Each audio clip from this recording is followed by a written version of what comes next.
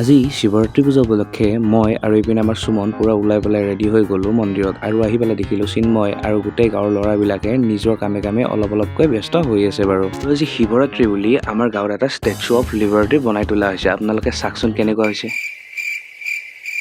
আৰু আজি পূজা উপলক্ষে সকলোৱে মিলি পেলাই অলপকৈ দান প্ৰণামী আমাৰ ইয়াত যাচি আছে। আৰু এনেতে দেখিলোঁ মহাদেৱৰ বাহনে চাব আহিছে যে পূজা কেনেকুৱা হৈছে, সেইকাৰণে আমিও তেওঁক অলপমান কিবা খাবলৈ দিলোঁ। আৰু তাৰপিছত আহি পেলাই দেখিলোঁ আমাৰ চিন্ময়ে বজাই আছে ডম্বৰু আৰু ময়ো সেইটো লৈ পেলাই এবাৰ বজাই চালোঁ দিয়ক। আৰু আমাৰ কণমানি ল'ৰাকেইটাক চাকচোন ফুট দি আছে ইহঁতে। এনেদৰে ধেমালি ফূৰ্তি কৰি থাকোঁতে মোৰ লক্ষ্য গ'ল আমাৰ নয়নদাৰ কিলাৰ স্মাইলটোলৈ। আপোনালোকে চাওকচোন, বাহ বেলেগ স্মাইল দিছে কিন্তু দেই। আৰু বক্সটো এনে বাজি থকা দেখি পেলাই আমিও গ'লো অলপমান নাচিম বুলি। আৰু চাওঁতে ৰাতি হ'ল আৰু এইবাৰ গোটেই সোপা ওলাই আহিল। এইবাৰ বোলে চবে খাই বোলে অলপ খুটা। পূজা উপলক্ষে গোটেই গাঁৱৰ মানুহখিনি অলপকৈ ওলাই আহিব ধৰিলে। তাৰপিছত আকৌ চিয়াক দেখিলোঁ, এইও পুৰা খুটাকে হাঁহি আছে চাকচোন। তাৰপিছত আমাৰ চিন্ময়ে খুটাখিনি লৈ পেলাই পলাইছিল, কিন্তু মই ধৰি পেলাই খুটাখিনি খাই দিলোঁ। তাৰপিছত আকৌ আহিলোঁ ৰান্ধনি ঘৰত আৰু দেখিলোঁ এইপিনে ভোগ বনাব প্ৰায় শেষেই হ'ল দিয়ক। তাৰপিছত আকৌ দেখিলোঁ যে এইপিনে আমাৰ তৰকাৰী দালি ভাত গোটেইখিনি বনোৱা হৈ গৈছে, এতিয়া জাষ্ট খোৱাৰহে কথা।